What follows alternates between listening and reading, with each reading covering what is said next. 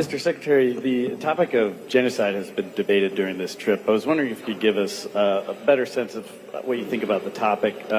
One of your first major remarks as Secretary of State was accusing Beijing of genocide. Why do you think China's treatment of the Uyghurs constitutes this crime and Israel's treatment of Palestinians does not? Look, on the genocide question, I think we've been very clear over many months and now many years about the Uyghurs, about Rohingya, and others. And we've laid out in some detail. In fact, I had the opportunity to lay out some detail when it came to the Rohingya exactly why we see the genocide being perpetrated. Similarly, including very recently before the International Court, we had an opportunity, and others have had an opportunity to make clear why that is simply not the case when it comes to Gaza. And we've been very clear about the meritless nature of that particular charge. So I'm not going to rehearse the details here, but I think the record is very clear on that.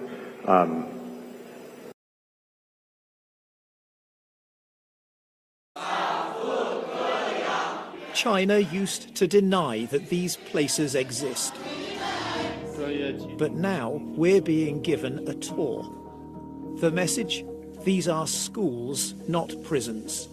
他们受到一定的极端思想感染以后，为了就是把自己思想里面的极端思想的感染程度去除。But the more we ask, have you been convicted of a crime? 我没有犯罪，我就是犯的错。 How often are you able to pray here? 国家法律规定学校公共场所，公共场所不能从事宗教活动。 The more evidence we try to gather of our own, the more questions there are.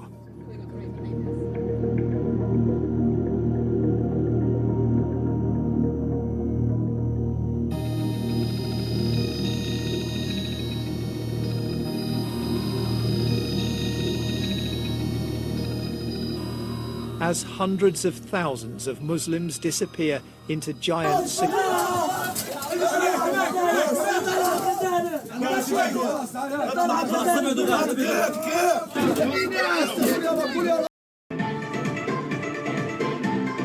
This is what it wants the world to see. Offered up as proof that these are not prisoners, but students. Willingly being guided away from extremism. Is it your choice to be here? 就是我以前因非法法律意识淡薄，被个人的极端主义和恐怖主义思想的影响。现在在曾经发现，他对我说：“这么好的学校，你可以去参加，转化自己的思想。” Always in the background, government officials watch over every interview. And this is how thoughts are transformed. Long hours of rote learning Chinese. The study of China's tightening restrictions on religion. And the replacing of faith and cultural identity with a different loyalty. I love the Communist Party of China, this man has written. خايفة لأني ثالث مرة أطلع من هذا الحرب لأنهم هم بيضلهم يقصفونا. يعني رحت بدي أروح عشان أمرق الدار عشان آكل لا هو إيش إلا هو أجا صاروخ دمر كل هذا. لا هو إيش رحت خشيت من هنا دخل مش عارفة فتح عيني مش عارفة أتنفس كل حجر خبطت بظهري مسكت بزلمة هنا والزلمة حكى لي.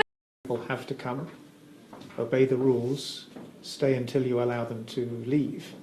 Sound more like a prison, even if it's a prison in which you can do some art. 你指的监狱是这个地方，你觉得这监狱有画画的监狱吗？我不知道你说的监狱是什么样的监狱，这我们这儿确确实实就是一个培训中心。I think a definition of a prison isn't about what happens inside. It's 这个 whether 画画 you, 只是他的一部分， it's whether you can leave 哎， or 这 not. 是他自己选择的一部分，但主要还是通过学习国语、学习法律、学技能，通过这个来完成。 We find some graffiti that reads, "Oh, my heart, don't break." We've decided not to use the image to protect whoever wrote it. كيف وقع؟ عشان نجيب الخبز كله فوسفور كله فوسفور مش قادرة وقذف كمان طلع سقف السقف مش عارفة هيك دبة هيك كبيرة هيك بوم زي هيك مش عارفة كل الدخن يطارب وكل حجار يطاروا علي كمان هاي بستي كمان وفي عنا كمان بستان هايهم عمري 9 سنين بصف رابع Towers were taken down shortly before the tours for journalists began. And empty exercise yards have been transformed into sports facilities. On full display when we visit. But if these are show camps, what might that say about the places we're not given access to? With their watchtowers and barbed wire still in place. Israel's assault, Gaza had 36 hospitals. The hospitals that are still working are operating far beyond their capacity, have been turned into makeshift refugee camps to house the displaced and makeshift morgues, with health officials describing the situation as catastrophic. Swept up, it seems, for the mildest of beliefs and behaviours. Rakima Senbei, who now lives in Kazakhstan, spent more than a year in the Chinese camp system just for having WhatsApp on her phone. Only towards the end was she in a facility resembling those we've been shown. Mostly, she was in much tougher camps, including this one. Ал мен аяғыма кісен салды да, басында кіргенде бір жеті менің аяғымда кісен жүрді. Ал енді әдетте бұлай ұрып кеткендер өзімнің басымнан да өтті. Мені өзімді де ұрып кетті. To Democracy Now! Describe what you saw, what you confronted, the work you were doing, what's happening at Al-Aqsa Hospital. Hi, Amy. So, yes, as you say, I was working with a team of, there were 10 of us. Myself, I was with the organisation Medical Aid for Palestinians. We were accompanied by colleagues from the International Rescue Committee. And very importantly, it's important to really reiterate that we were working with our Palestinian colleagues, so doctors, nurses, other healthcare professionals at Al-Aqsa Hospital. Al-Aqsa is a hospital based in the middle area of Gaza, so south of Gaza City and north of Khan Yunis. Can you talk about treating children, Dr. James? Sure. So as you've mentioned, a significant proportion of the people that have been killed since the start of this escalation are children. We certainly saw every mass casualty incident in the emergency room. There were several children also present. I remember very vividly some of the most traumatic injuries inflicted upon people were inflicted upon children, and they would include open chest wounds, open abdominal wounds, traumatic amputations, severe full-thickness burns to a substantial proportion of the body area. Really some of the most horrific traumatic injuries that I have ever seen. We're actually showing images for a TV audience of Al-Aqsa Hospital and of the children. They've been convicted of no crime, faced no trial. But we're told China now believes it can determine their guilt in advance. 有些人他没有去杀人的时候，但他已经表现出一种特征，很可能这个人，在过几个星期他去杀人。那么我们是等他犯罪之后，来处理呢，还是说最好在他进行犯罪活动之前，就制止他？重要的问题，我从一个，走向犯罪边缘的一个人，一个轻微的违法犯罪分子，我回到了正常的社会状态，成了一个遵纪守法的公民。这边请，这是我们的餐厅服务实训班。Pre-criminals in need, we're told, of job training. 主要培训学员。In time, Canada has a legal obligation to stand up and stop the ongoing genocide. وإنا لله وإنا إليه راجعون. مقتدى الصدر. بسم الله الرحمن الرحيم. And remember that whatever they have tried, the Uyghur Muslims will stand firm. That we will not accept for these crimes to go silent, and we will demand. Will take place in London as well as in Manchester, and we must start against the Uyghurs for many years. And personal constraints.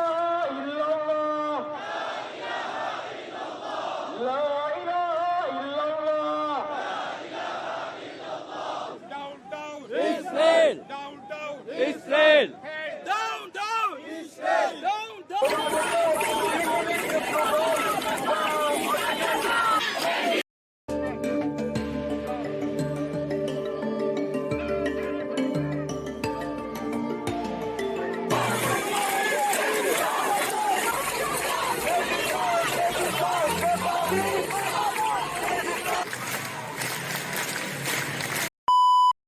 Hi guys, now after watching that comparison, let's take a look at a report that the Chinese government put out on its Xinhua news agency just last week on May 29th. So what's really interesting is that even though the US and Israel are committing a genocide in broad daylight in Gaza against the Palestinians, they still put out statements accusing China of human rights violations. So in order to hit back, China put out this really scathing report of US human rights violations. I agree with almost all of these points except for one of them about gun violence. Yes, we all know there is a huge gun problem in the USA, but I would not say that's a US human rights violation. I would not say that because it is US culture and the US Constitution that allows Americans the right to bear arms, and that is a freedom which many people do cherish. So I would definitely not say that's a human rights violation. Anyways, looking at this, there are, like I said, many good points. So the people working at the State Council Information Office did do an incredible job just putting together the evidence. If you can look at this point here, the government has abused its power to monitor citizens' privacy. This is a good point because the US always accuses China of being a surveillance state, but they do the same thing. As you know, Edward Snowden literally put his life on the line, his career, everything. He sacrificed everything in order to tell the world that the NSA, the National Security Agency at the USA, was spying on its own citizens and also around the world, to everyone, basically. A growing number of states have passed legislation banning public schools from using educational materials and books that address specific topics such as race, history, and gender. That's so true. So if books talk about LGBTQ rights or about black history or about racism, there are a lot of lawmakers that want to ban those books, and there's a lot of people that want to ban those books too. Here is an excellent point, really good research again. They said that deaths from police brutality hit a record high. 1,247 deaths were attributed to police violence. That's pretty crazy. That's an average of 3 people killed by officers each day. I mean, at the same time, there probably are people attacking police, so I'm sure some of those deaths are justified. I mean, if a person pulls out a gun or a knife on an officer, I do understand the officer needs to use force. I don't think they always have to kill the person. Like, that might be overextending the force, but I do understand in that situation, the police officer does need to protect their life. At the same time, though, to balance it out, you know, the American police force and Canadian as well, like a lot of Western police forces don't know how to de-escalate. They only know how to escalate, and they only know how to use lethal force. And I do really appreciate East Asian countries that have like nets and these like huge poles that poke people away. You know, I really like that about China and Japan and Korea, like other countries, that they don't want to kill people simply for brandishing even a knife. I've seen many videos in China where people have knives and the police just use shields or long poles to poke at the person and to disarm them. And that is amazing that basically Asian police officers put their life on the line in order to protect even the perpetrator. So take a look at this report yourself if you want to read the whole thing. It is very well done. And it's called here, The Report on Human Rights Violations in the United States in 2023, put out by the Chinese government and published here on Xinhua News. That's the name of the article. If you want to go to here at the top, it's english.news.cn for the link. Maybe I'll put the link in the video description. But wow, the Chinese government hit back on the US, because the US always puts out these reports on Chinese human rights violations, and China just slapped them back with this report.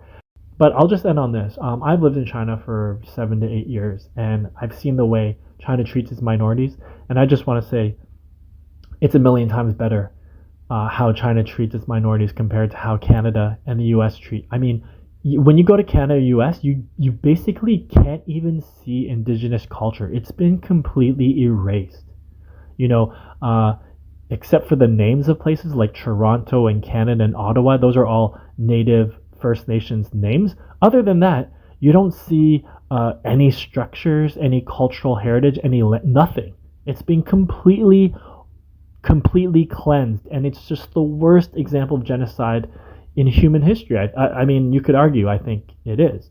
And then they have the audacity to point their finger at China, when actually I've traveled all over China, and the minorities are not only doing well, but they're like rich. Like, I've met so many rich Tibetans and rich minorities because they make a lot of money off tourism and selling the local products to the rest of mainland China, and to Hong Kong and other parts of China as well. So it's, to me, mind-boggling to read these reports. And I think many people think that this is just an attack, just an attempt to contain China, make sure that China's economy does not grow, to make sure that China could not even come close to meeting the USA's GDP.